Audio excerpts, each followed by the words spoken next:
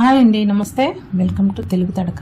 ఈరోజు వీడియోలో కట్టి పొంగలి ఎలా చేయాలో చూపిస్తున్నాను. చాలా ఈజీ ప్రాసెస్. దేవీ నవరాత్రుల్లో మొదటి రోజు అమ్మవారికి నైవేద్యంగా సమర్పిస్తూ ఉంటారు.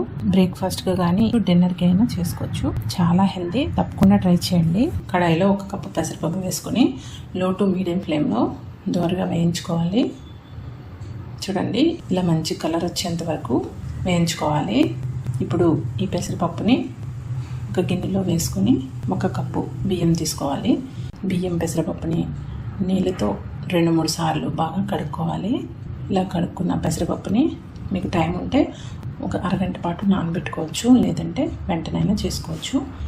ఇప్పుడు కడాయిలో ఒక 2 టేబుల్ స్పూన్లు నెయ్యి వేసుకొని ఈ పప్పు బియ్యాన్ని మీడియం ఫ్లేమ్లో 1 నిమిషం పాటు వేయించుకోవాలి.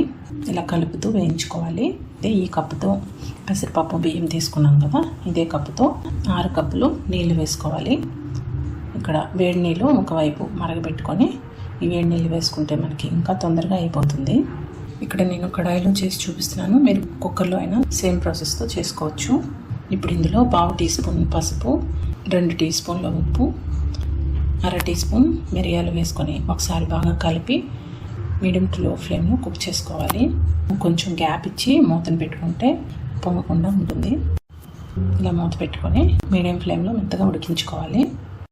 చూడండి, మనం ఇక్కడ వేసుకున్న వాటర్కి ఇక్కడ మరీ గట్టిగా కాకుండా మరి లూజ్గా కాకుండా ఇలా వస్తుంది. ఈ కన్సిస్టెన్సీ ఉంటే బాగుంటుంది.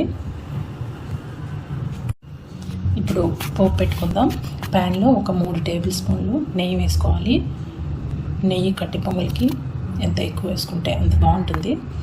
జీడిపప్పులు ఒక 1/2 కప్పు, ఎండుమిరపకాయలు ఒక 2, పచ్చిమిర్చి ఒక 3, జీలకర్ర 1 టీ స్పూన్, సన్నగా తరిగి పెట్టుకున్న అల్లం ముక్కలు 1 టేబుల్ స్పూన్, కరివేపాకు కొద్దిగా, ఒక 1/2 టీ స్పూన్ నల్ల మిరియాలు ఇలా దంచుకొని క్రష్ చేసుకొని వేసుకుంటే మంచి ఫ్లేవర్ అనేది వస్తుంది పొంగల్కి. చివరిగా ఒక 1/2 టీ స్పూన్ ఇంగువ వేసుకొని ఈ పోపుని మీడియం టు లో ఫ్లేమ్లో దోరగా వేయించుకోవాలి.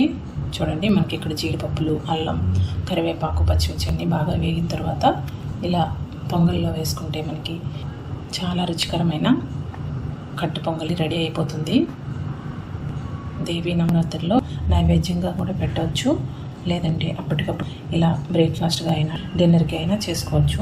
చాలా హెల్తీ, తప్పకుండా ట్రై చేయండి. వీడియో నచ్చితే లైక్ చేయండి, షేర్ చేయండి, సబ్స్క్రైబ్ చేయడం మర్చిపోవద్దు. Thank you so much for watching. Bye.